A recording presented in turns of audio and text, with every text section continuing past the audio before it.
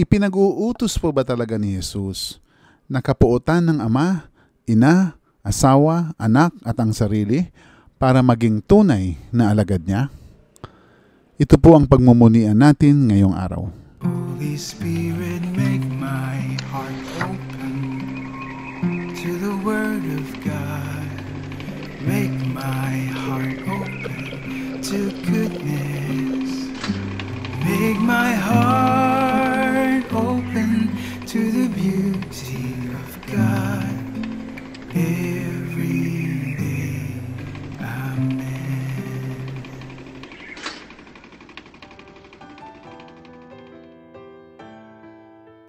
Brothers and sisters, kinailangan ko pang basahin at suriin ang iba't ibang pagsasalin sa Pilipino ng kakaiba at mapanghamong ebanghelyo natin ngayong araw. Sa bersyon po kasi ng Magandang Balita Biblia ng Lucas 14:25-33, ang nasusulat ay ganito: ang pagiging alagad. Sumama kay Jesus ang napakaraming tao. Humarap siya sa kanila at kanyang sinabi, "Hindi maaaring maging alagad ko ang sinumang umiibig sa kanyang ama at ina, asawa at mga anak, mga kapatid at maging sarili niyang buhay ng higit sa akin." Pero hindi po ganito ang pagkakasulat sa halos lahat ng English versions ng Luke 14:26.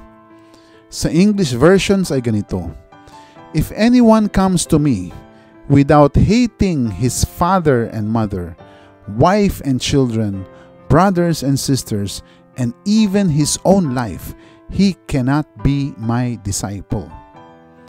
Ang ginamit na kataga po ay hate or hating, na sa Pilipino ay puot o suklam. Ang literal na pagsasalin kung gayon ay ganito: ang sinumang pumarito sa akin na hindi napupuot sa kanyang ama at ina, asawang babae at mga anak, mga kapatid na lalaki at babae, maging sa sarili niyang buhay, ay hindi maaaring maging alagad ko. And brothers and sisters, ganito nga po ang pagsasalin sa iba namang versyon ng Filipino Bibles, tulad ng sa Ang Salita ng Diyos at ng sa Ang Bagong Tipan Filipino Standard Version. Paano po ngayon ito? Talaga po bang ipinag-uutos ni Jesus na kasuklaman at kapuotan ang sariling ama at ina, asawang babae at mga anak, mga kapatid na lalaki at babae, maging ang sarili para maging alagad niya? Ang sagot po ay hindi. Hindi po ipinag-uutos ni Jesus na kasuklaman at kapuotan ang inyong pamilya. Ang tawag ng mga Bible experts sa ganitong klaseng pangungusap ay hyperbole. Ang hyperbole ay ang kapansin-pansin na exaggeration. Hindi nais na nagsasalita nito na maging literal ang pag-intindi sa kanya, at alam ito ng mga nakikinig. Kaya kung matagumpay ang komunikasyon nila, alam ng lahat na ang literal na nasabi ay isang labis-labis na pangungusap or overstatement, at ang epekto ay hindi para mangusap ng isang kaisipan o proposisyon, kundi para makapukaw ng damdamin at pagsusuri.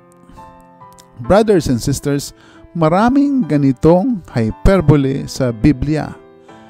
Tulad halimbawa sa Mateo 5:29-32, kung ang kanang mata mo ay nagiging sanhi ng iyong pagkakasala, dukutin mo ito at itapon. Kung ang iyong kanang kamay naman ay nagiging sanhi ng iyong pagkakasala, putulin mo ito at itapon.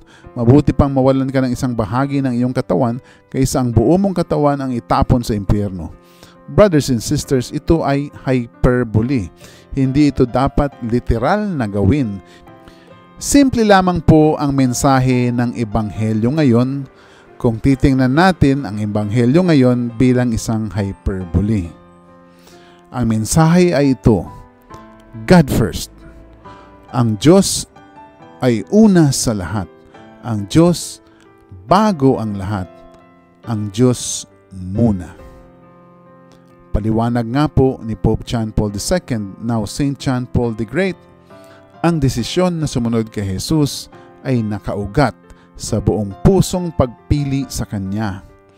Kung hindi tayo naakit ng mukha ni Kristo, imposibleng sumunod tayo sa Kanya ng buong katapatan at katatagan. Ito ay dahil mahirap ang dinaraanan ni Kristo. Mayroon siyang mga mahigpit na hinihiling at may kabalentunaan ang Kanyang patutunguhan, ang krus.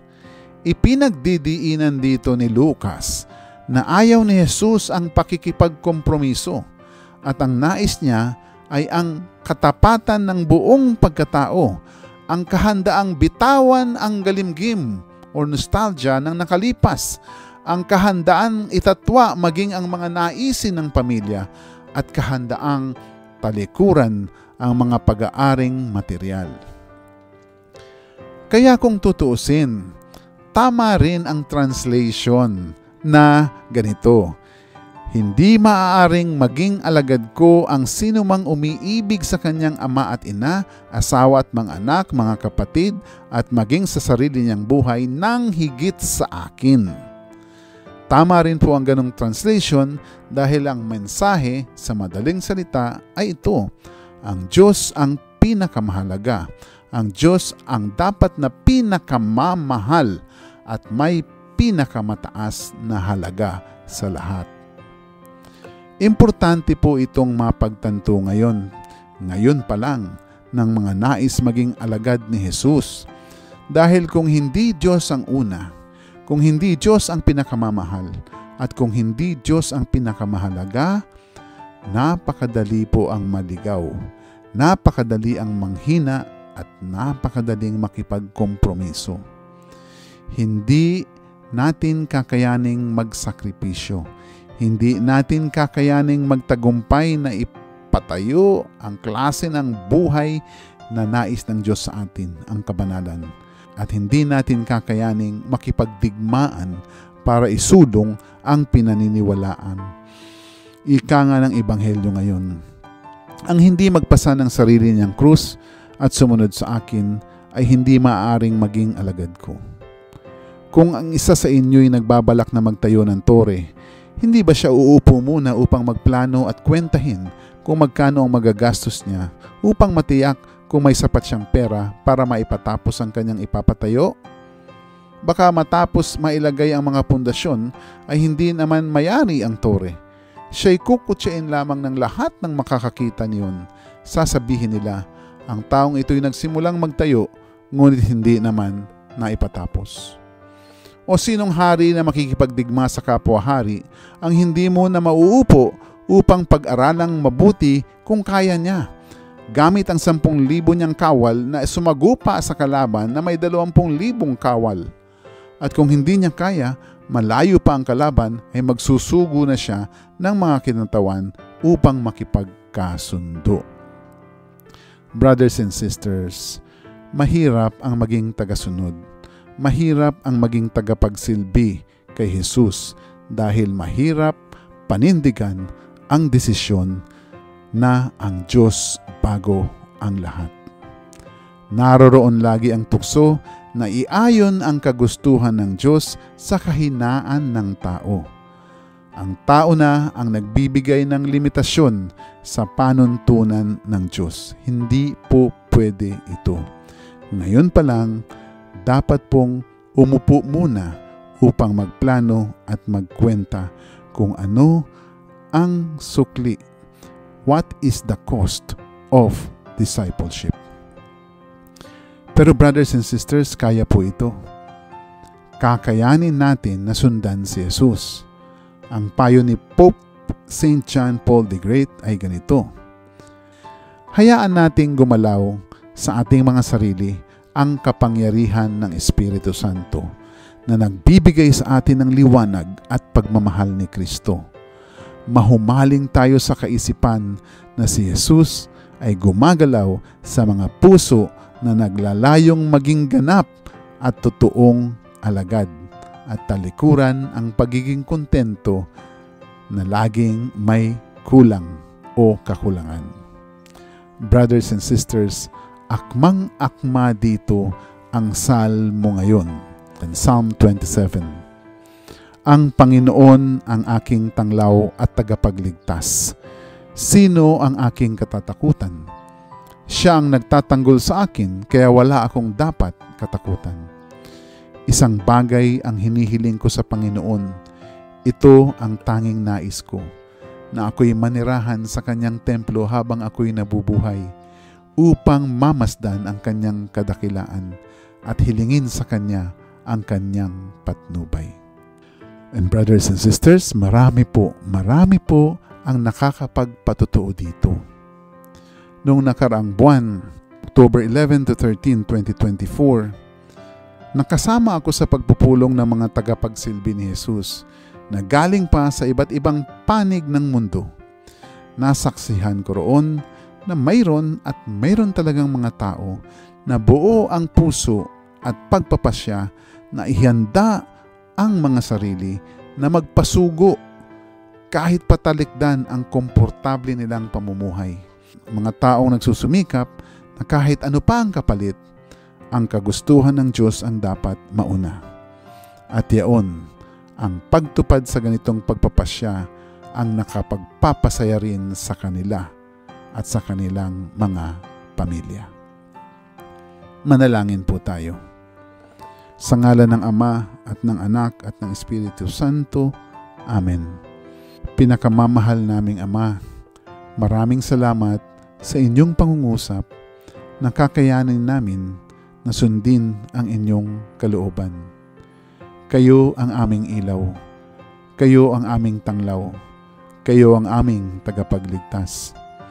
Patawarin po ninyo kami na sinusuko namin ang aming mga sarili sa aming kakayanan at kahinaan, imbis na ipagkatiwala ito sa inyong lakas at kapangyarihan.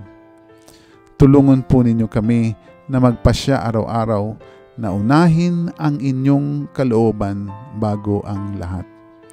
Tulungan po ninyo kami na dalhin ng may pagmamahal at pinaglalaanan ang aming krus sa araw-araw.